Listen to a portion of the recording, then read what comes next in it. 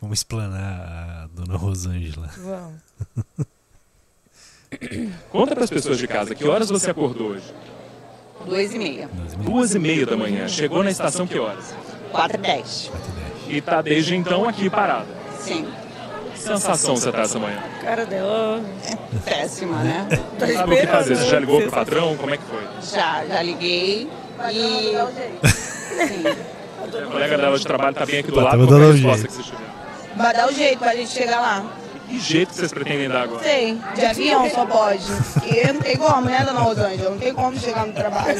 Pô, a dona Conta pras Rosângela pessoas de casa. levou de graça, hein? Se lascou nessa, hein? Ao vivo. E agora, o segredo do edifício. Joelma. Play.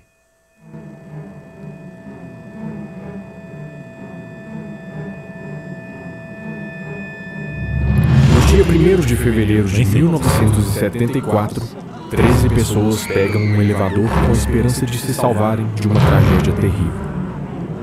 Mas o que elas não sabiam é que esse elevador seria um caminho, não para a salvação, e sim para a história.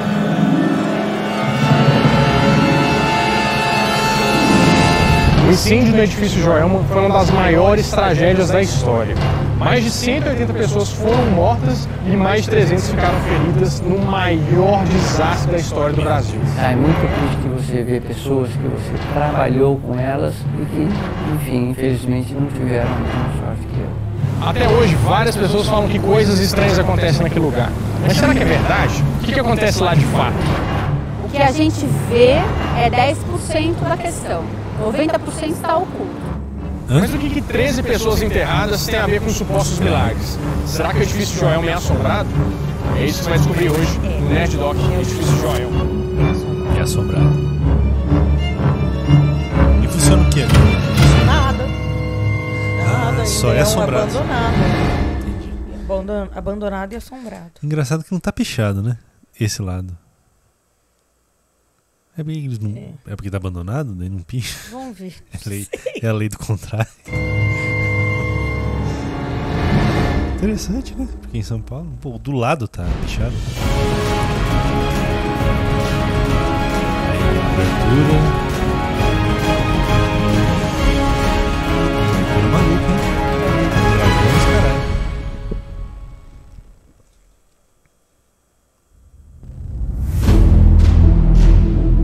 Os vídeos bem feitos, isso aí leva tempo pra fazer.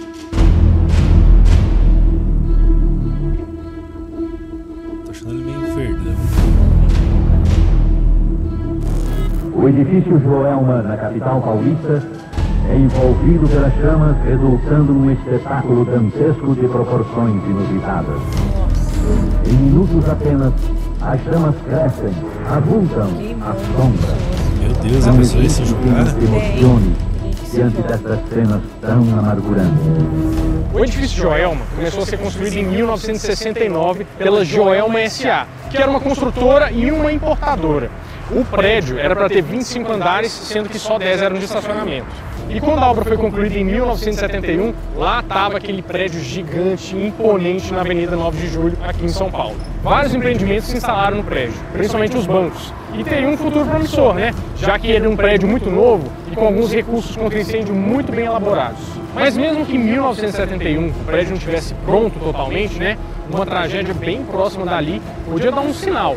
Mas não um sinal sobrenatural. Um sinal de que alguma coisa poderia não estar funcionando muito bem com a construção do prédio. O quê? Corre depressa por toda a cidade.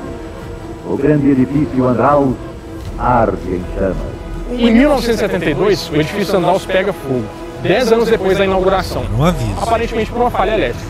16 pessoas morreram e mais de 330 ficaram feridas. Grande parte das pessoas se salvaram, muito pela ajuda dos bombeiros, né? E muitos helicópteros resgataram as vítimas, que pousaram lá no heliponto do prédio Andraus. Um fato interessante é que naquela época, os órgãos públicos não tinham helicópteros. O resgate foi feito por pessoas comuns que tinham um helicóptero. E atualmente o edifício Andraus está totalmente reformado e com os procedimentos contra incêndio totalmente em dia.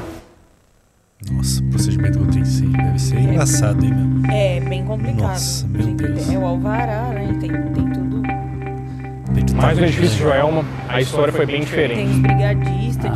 A minha função no edifício Joelma era responsável pelo setor administrativo e financeiro da Crefisul, Apagaram as luzes da que casa foi uma do empresa velho. adquirida Abriu. pelo Citibank. Eu trabalhava no Citibank no Rio e vim para São Paulo para exercer essa função na Crefisul, que era um grupo financeiro. Mas a manhã do dia 1º de fevereiro de 1974 parecia um dia bem comum. As pessoas chegavam para o trabalho, pegavam o elevador, conversavam com seus colegas, falavam sobre seus times de futebol, mas um boato começou a correr no prédio.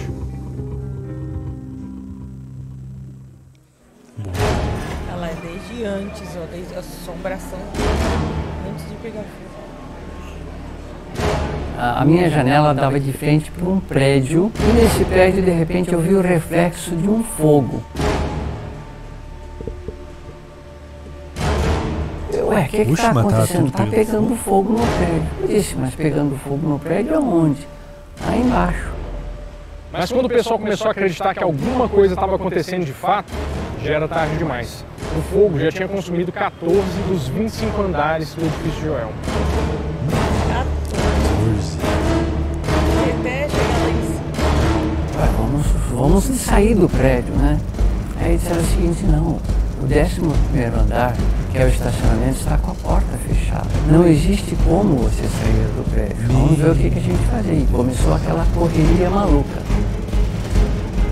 Mas você consegue imaginar o que você faria no lugar dessas pessoas? Porque imagina a situação, elas são presas num prédio, elas não têm para onde ir, não tinha escada de emergência, essas pessoas só podiam ir para cima. Resgatar de alguma Nós forma. nunca tivemos treinamento, isso não era alguma coisa, vamos dizer, previsível. Então você vê aquela loucura, todo mundo sai correndo, você fica desnorteado no fundo, porque você não sabe o que fazer. Você vê aquele monte de gente gritando. Então é uma sensação assim, muito estranha, porque você fica perdido. Você diz, o que eu vou fazer?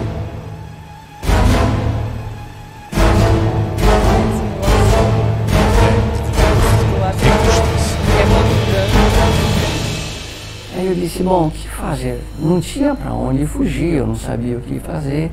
Eu disse, vou me trancar num banheiro. Eu e mais 3 Ligar o pessoas chuveiro. nos trancamos num banheiro, que era bem no canto, colocamos embaixo da porta, no vão, bastante papel, abrimos todas as torneiras que tinha, mais o vaso sanitário, ficamos fazendo uma mini piscina. Jogava a água para refrescar, porque fazia muito calor. No banheiro a janela dava para fora do prédio. Aí eu abri a janela e vi que a janela tinha um vão e no andar de cima tinha esse mesmo vão. Eu disse, bom, a minha única alternativa é colocar o pé nessa laje do coiso e tentar pular para a laje de cima. Só que a laje de cima ficava um meio metro para fora. Eu disse, bom, a única alternativa que eu tenho é tentar pular e agarrar a laje. Se eu não conseguir, eu vou cair lá embaixo, que é uma morte menos dolorosa do que morrer queimado. Meu Deus, olha os Mas cálculos. então, com essa situação, o que resta para essas pessoas? O que elas podem fazer, cálculo né? que os caras É fizeram. aí que várias delas tomam a decisão mais difícil de Não tem suas sobrevivência vidas. nessa. Então várias pessoas escolhem pular. Você está tentando sobreviver. Aí, não tem como. A chance é 70% de você morrer. Você tem 30% de tentar outro tipo de sobrevivência, que é pular e pegar lá. Você vai pular. Na hora, você fica o instinto de sobrevivência, né? É, a única alternativa que tinha é essa, mas, porra. E ficar ali pode morrer queimado também. Vamos ver o que ele... Lá do prédio. Uma medida desesperada que só pode ser entendida por quem viveu isso na pele.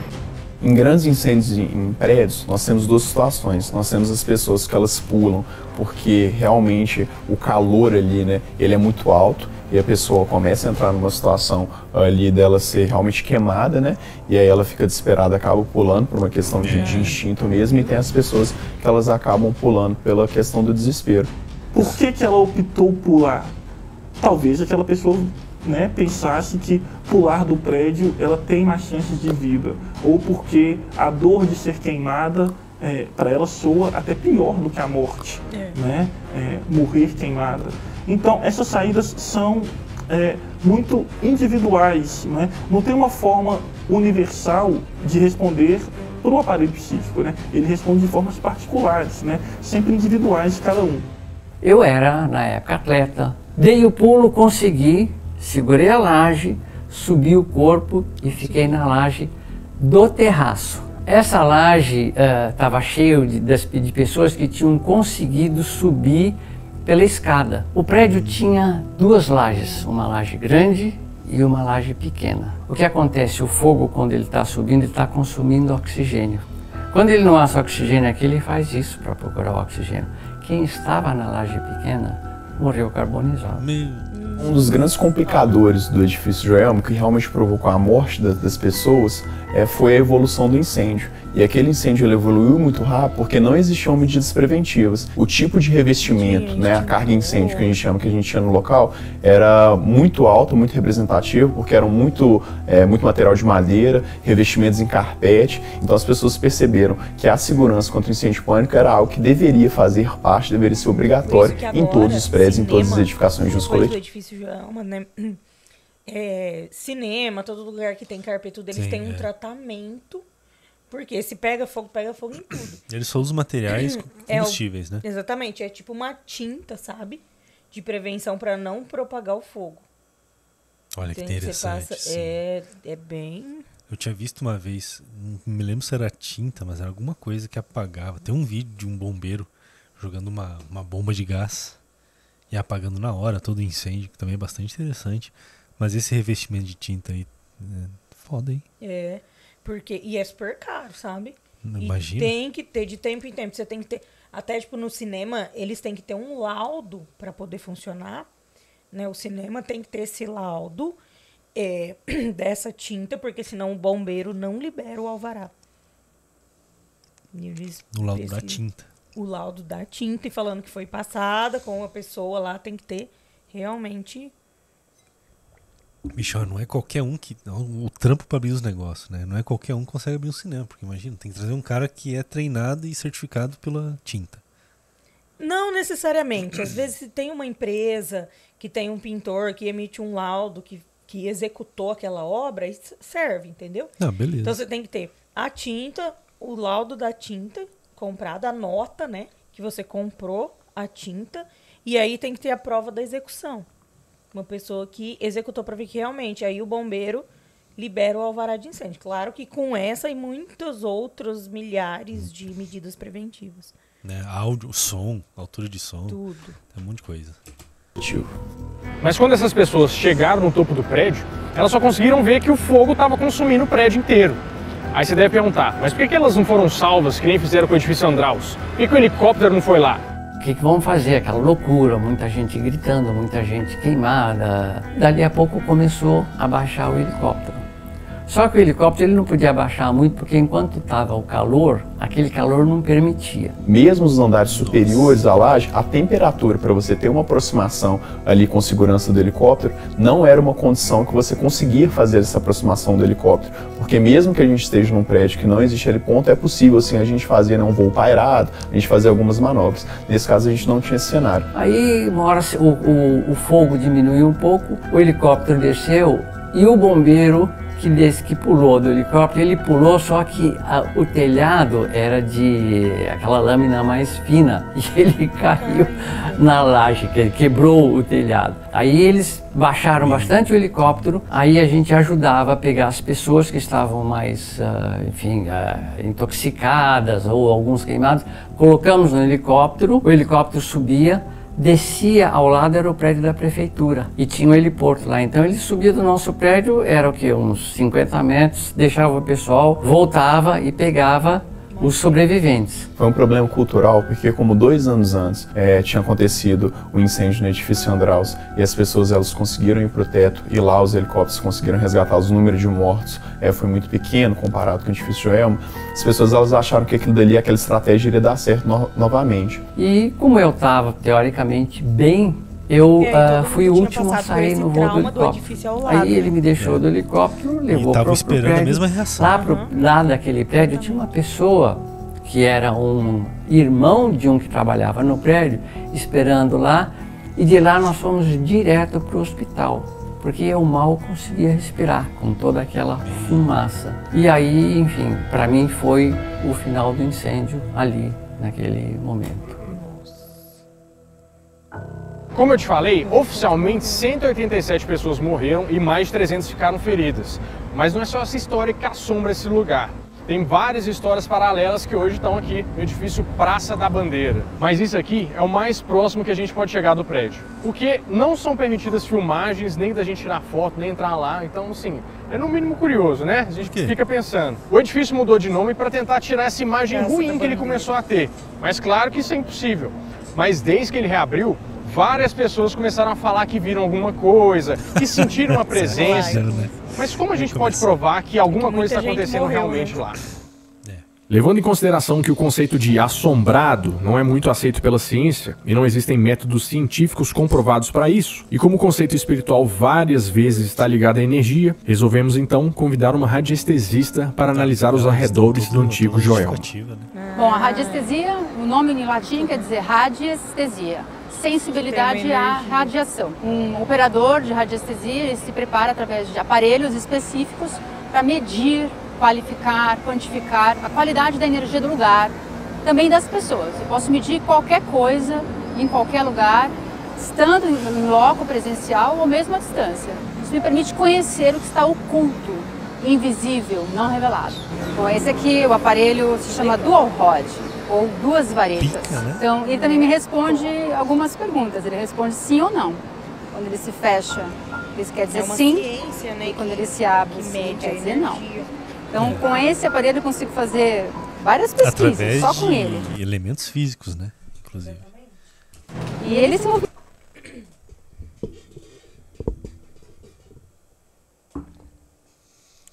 sozinho. Eu mesma era uma pessoa bastante cética antes de conhecer a radiestesia e a radiestesia me ajudou a acreditar que existe uma energia e que eu sou capaz de interagir com ela. Então vamos lá. A energia, a qualidade da energia desse local é boa, sim ou não? É um bom local para se viver, para se morar, para habitar, sim ou não?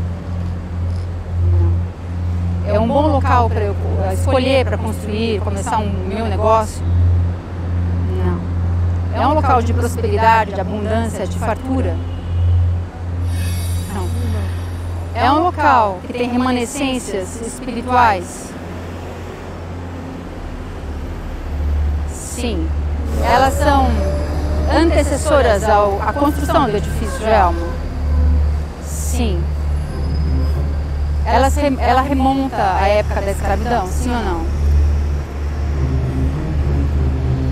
Sim. Nossa, que negócio! Agora eu fiquei com medo, hein? Quero conhecer esse edifício aí. Viu, mas... Pra quem que ela tá perguntando? Temos poucas informações. Energia. Qual a energia? Aquela média ali. Energia rádio. Mas, teoricamente, se a energia que tá no prédio não é ruim, não? É. E ela responde assim na boa? Eu não sei. Nós teríamos que perguntar pra energia. Mas ela vai falar que sim. E depois ia dar um tapa na nossa cara. Não necessariamente todo mundo que morreu não era ruim. Tinha muita gente boa. Mas ela falou que é anterior à construção. É, não sei. Vamos ver o desenrolar. As pessoas falam que aquele lugar teve vários problemas ao longo da história, né? Mas eu não tô convencido dessa moça aí também. Não tá... Não tô 100% com ela, não. Vamos ver o que ela oferece. Nossa, eu curti ela, eu gosto dessas coisas de energia. Que eles gravaram... Será que tava anoitecendo? Acho que foi, né? Já tinha luz ligada aqui. É, foi. Ficou bonito. Tava anoitecendo, já tava... Achei bonito. É, bonito mesmo. Uma boa fotografia. Por exemplo, no século 17 e 18, dizem que aquilo lá foi um pelourinho. Um pelourinho nada mais é do que uma coluna que fica em praça pública em que as pessoas são castigadas para servirem de exemplo. As pessoas que escolheram esse lugar para fazer a exposição dos escravos à tortura e aos maus tratos, já foi escolhido esse lugar por conta de algumas qualidades que ele tinha. E isso só vem a ter continuidade ao longo dos anos. Quem passa por aqui, quem habita esse lugar, vai ter contato inconscientemente com essa mesma carga energética. Vários escravizados foram torturados e mortos lá, nesse solo que ficou marcado pelo sangue. Outra história bem falada lá é o crime do poço. Não, peraí que eu não peguei de onde é que veio essa informação aqui, quando passou a imagem. Esqueci. Bom, não peguei? Que informação? Aqui, de onde é que veio? Século 17, 18. Ela remonta à época da escravidão, sim ou não? Muitas pessoas falam que aquele lugar teve vários problemas ao longo da história, né?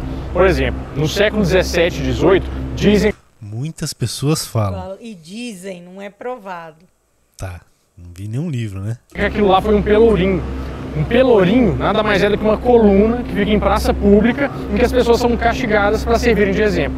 As pessoas que escolheram esse lugar para fazer a exposição dos escravos à tortura e aos maus tratos, já foi escolhido esse lugar por conta de algumas qualidades que ele tinha.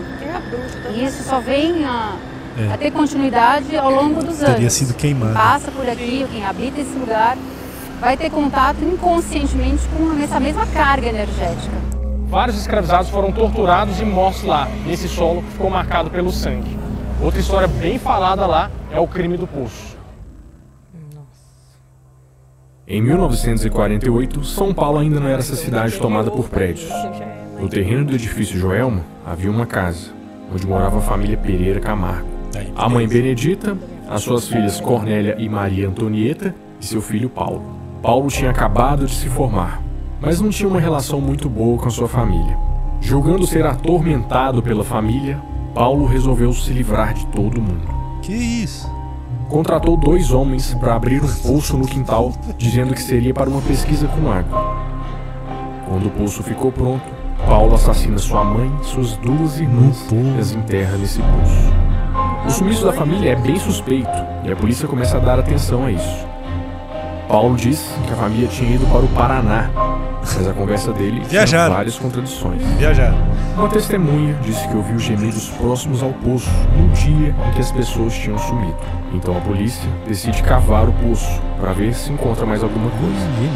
Mas quando ele percebe que não tem mais jeito de fugir, pede licença para ir ao banheiro e lá mesmo tira a própria vida. Com tudo comprovado, os corpos começam a ser retirados do poço pelos bombeiros e um acaba morrendo por infecção cadavérica. O verdadeiro motivo do crime nunca foi revelado. Infecção cadavérica. Ao poço no dia em que as pessoas tinham sumido. Então a polícia decide cavar o poço para ver se encontra mais alguma coisa. Mas quando ele percebe que não tem mais jeito de fugir, pede licença para ir ao banheiro e lá mesmo tira a própria vida. Com tudo comprovado, os corpos começam a ser retirados do poço pelos bombeiros e um acaba morrendo por infecção cadavérica. O verdadeiro...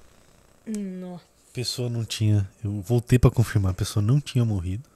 Tava lá vivo, tudo com... Só que tinha todos os cadáveres em volta. Negócio... E só ele que não tinha morrido. Que merda, hein? O verdadeiro motivo do crime nunca foi revelado, mas existem teorias dizendo que seria por a família... Esse Brasilzão imagina você era viver num muito poço, primitivo. cara. É muito... Num poço até a sua morte. Agonizando. Agonizando. Aí você só fui salvo, morre. Eu fui salvo, morri. Eu já ia morrer mais feliz, eu acho. Eu preferia morrer sendo salvo do que ficar lá e falar, ninguém me salvou. Morrer feliz. Ninguém me salvou, eu fiquei aqui. Ele não aprovar um namoro com uma moça que não seria virgem. Outra diz que Paulo não queria cuidar de suas irmãs e sua mãe que estavam doentes. Será que existe mesmo alguma coisa lá? Olha, pelos comentários que eu já ouvi, eu até acredito. Eu pessoalmente talvez não tivesse esse sentimento tudo, mas eu já ouvi diversos comentários de que apareceram imagens ou que a pessoa estava lá. E isso deve explicar em parte por que eles não permitem que a pessoa volte ao prédio. Eles não querem recordar porque isso está chamando a atenção. Eu fazia faculdade de eventos no bairro da Santa Cecília, em São Paulo, ali próximo à região central. E dentro da faculdade tinha matéria de turismo. E a professora passou vários temas e turismo fúnebre ninguém quis fazer. E aí dentro desses lugares apareceu a história. Existe isso? Gente. Ué, uma visita ao edifício Joelma assombrado. É um turismo fúnebre, porque muita gente morreu ali. É isso? É. Turismo fúnebre. Eu nunca tinha ouvido isso. Do edifício Joelma. E aí eu tinha reunido muito material, estava sentada na sala com um computador e uns papéis e eu não sabia qual o fio da meada, para onde que eu ia ali, qual o contexto realmente do trabalho. E eu comecei a riscar uma folha de papel aleatoriamente, eu não desenho nenhuma florzinha. E de repente, quando eu vi, eu tinha feito um desenho perfeito de uma mulher. Eu lembro que ela tinha o cabelo parecia assim, fosse um pouquinho de franja e um cabelo Chanel bem curtinho. E eu até me assustei na hora que eu terminei de fazer aquele desenho, porque ficou muito nítido e eu não sabia desenhar nada.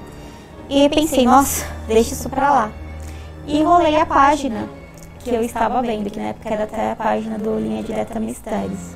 Conforme eu rolei a página, que estava a história do edifício Joelma no site, eu me deparo com uma foto da moça, que era exatamente o desenho, o cabelo, a posição que eu tinha.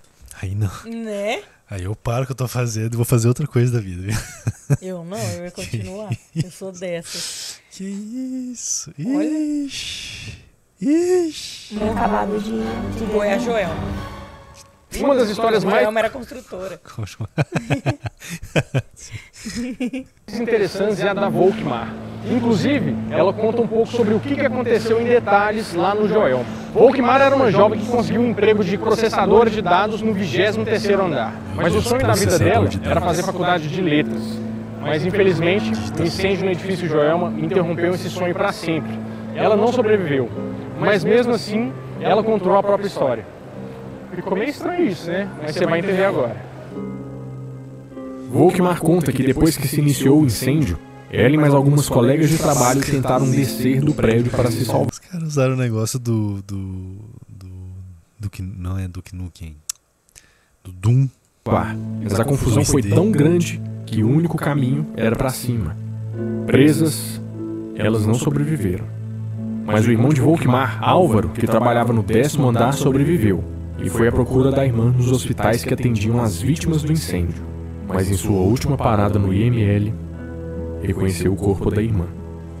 Ele resolveu então não contar nada para sua mãe que sofria do coração. Mas no caminho para o hospital, onde Álvaro escolheu dar a notícia para sua mãe, Volkmar aparece para ela e conta que ela estava bem, que Álvaro já tinha reconhecido seu corpo. A mãe então pergunta a Álvaro, e a surpresa é muito grande. É então que a família vai para Uberaba tentar falar com Chico Xavier, para tentar se comunicar com Volkmar. Lá eles conseguem, e Volkmar disse que tinha preparado uma forma deles se comunicarem, e que isso estava na casa da própria família. Era uma caixa com letras e números que assim ajudaria na comunicação, como se fosse um tipo de brincadeira do copo. Depois, Volkmar conta que estava bem, que tinha encontrado seu avô e que tinha tido permissão para voltar e avisar a sua mãe sobre sua morte. Um fato interessante é que essa tragédia já foi retratada no cinema brasileiro. O filme chamava Joelma, 23º andar. E era um filme baseado em uma obra, que é um livro que se chama Somos Seis, que algumas almas falavam como foi a vida ali dentro do Joelma. Mas o fato interessante da produção do filme é que os atores se sentiam observados, né? Umas sensações estranhas. E o fotógrafo, na cena de morte que eles fizeram, falou que ele, quando foi revelar o filme, ele viu alguns quadros, alguns rostos assim, que tinham demarcado. Existem ainda consciências ou espíritos presos à tragédia, ao que aconteceu aqui, ao momento histórico. Se a gente for ver bem, é um dos eventos históricos onde mais houve vítimas na história de edifícios registrados no mundo. Não entendi. Ela, através dos taquinhos dela ali, ela falou que é anterior à construção do edifício. E agora eles estão falando que é tudo junto? Tem uma galera de antes, uma galera de... Pelo que eu entendi, essas tragédias recorrentes, por exemplo, antes era de escravo, daí era uma casa que matou todo mundo, entendeu? São tragédias recorrentes, depois foi construído o edifício e as coisas continuaram acontecendo. É um lugar onde vai acontecer sempre. Eu acho que eles vão falar várias coisas ainda, assim. É um lugar onde eles falam que é amaldiçoado. não é pouca coisa. E eu, na verdade, eu não sei se foi feita alguma cerimônia, se foi feito algum tipo de tratamento espiritual no local. Então aqui me diz que sim, que ainda existem espíritos presos ao evento da tragédia. Mas outra história muito interessante é como a Beth Goulart aceitou esse papel. Esse filme foi um presente que eu ganhei de Deus. É engraçado que quando me chamaram para fazer o filme, eu falei, mas como é que vocês conseguiram a autorização para fazer o filme? Ela falou, não, falamos com a mãe dela e ela disse que só autorizaria se a própria filha autorizasse, por uma psicografia. Eu falei, que interessante, então eu posso ver essa psicografia? E quando eu li, quem me convenceu a fazer o filme, na verdade, foi ela mesma, foi a Volkmar. Quando eu li a psicografia, ela dizia que se as pessoas que fizessem o filme fizessem como uma bandeira de fé, né? Para a espiritualidade, né? Para que as pessoas pudessem encarar a morte de uma outra forma, não como um fim, mas como uma passagem para uma outra dimensão, que pudessem alimentar nas pessoas essa esperança da continuidade da existência, né? Que não só ela autorizaria, como ela ajudaria. Né?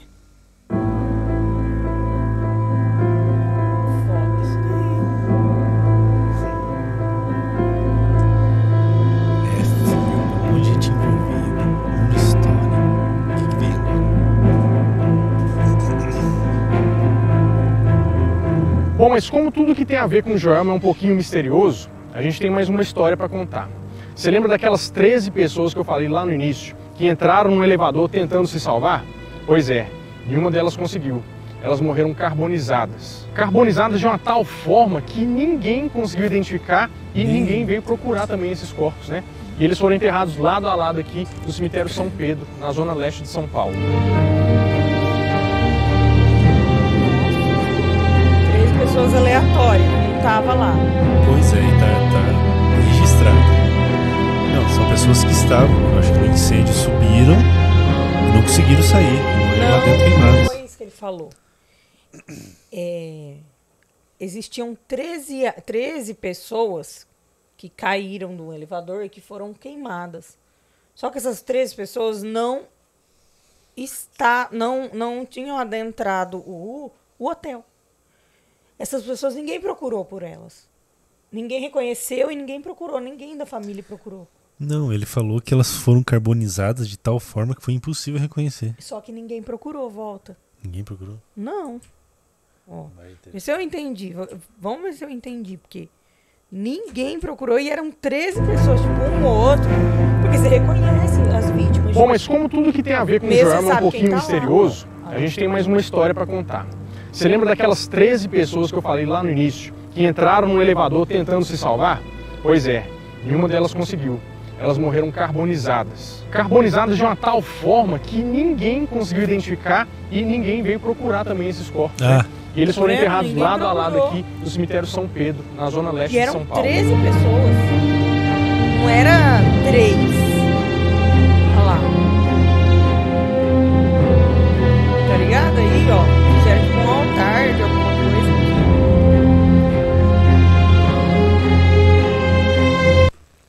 Agradeço a 13 almas bendita por toda a graça alcançada. Agradeço as 13 almas pela graça alcançada. Tipo, agora, será que eles vão... Pelo jeito virou um negócio santo. Que já eles viraram tipo santos. É. São as 13 almas, sei lá. Vamos ver o que eles vão falar.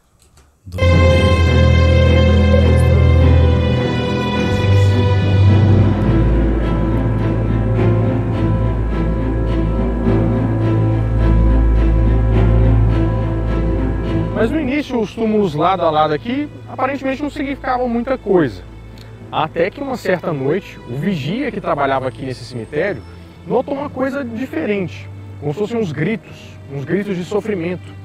E logo ele foi percebendo que aquilo ali era uma coisa bem anormal. Em um determinado ponto, quando ele ouviu esse sofrimento todo, ele identificou que poderia vir dessas tumbas. E o que ele fez? Ele resolveu jogar água em cima delas, aparentemente por saber um pouco da história, que eles haviam sido queimados. Essas vozes, elas cessaram. Parece que de uma certa forma ele apaziguou o sofrimento dessas pessoas. E desde então, essas pessoas ficaram conhecidas como as 13 almas benditas, que ajudam as pessoas a alcançarem algumas graças. Mas será que existe algo sobrenatural aqui? Ou só as pessoas que se motivam para alcançar algum tipo de objetivo? Bom, é difícil da gente saber, mas a gente pode procurar algumas respostas.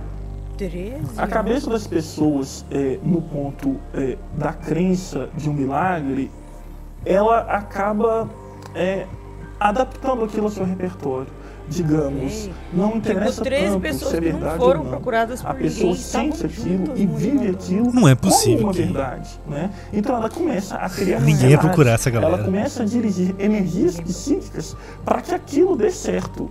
Então, ocasionalmente, ela pode até atribuir ao acaso, né?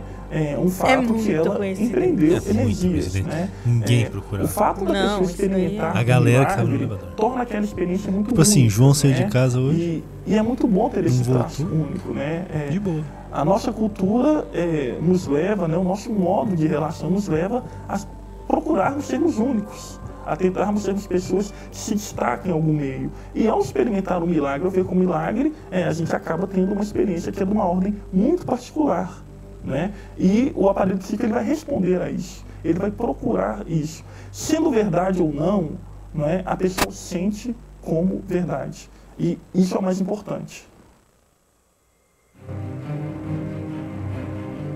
Esse foi um marco de São Paulo. Engraçado, a minha vida depois do incêndio, em teoria...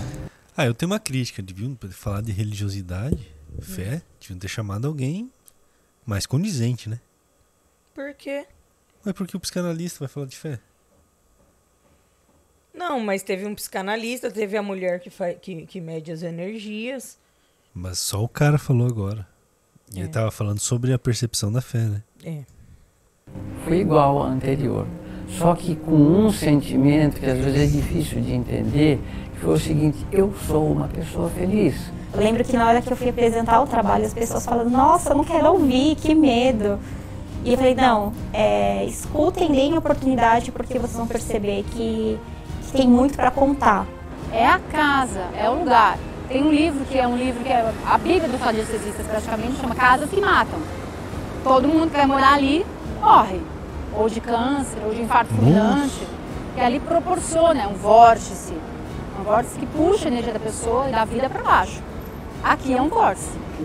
O brasileiro em si, ele tem muitos ritos, muitas crenças, né? Um homem adulto mais velho, embora racionalmente saiba que passar embaixo da escada dê azar, ele sabe que não dá azar, que é uma superstição, mas ele não arrisca.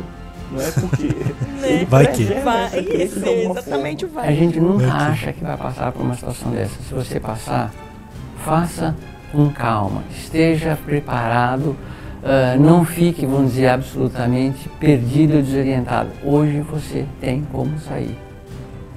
A tragédia no edifício Joelma é uma coisa muito difícil de explicar. Porque como é que a gente vai provar que um lugar é realmente assombrado? Será que isso não é algum tipo de histeria coletiva? Qual que era a opinião das pessoas que estavam lá na época, né? Como é que elas encaravam essas histórias que ainda nem existiam?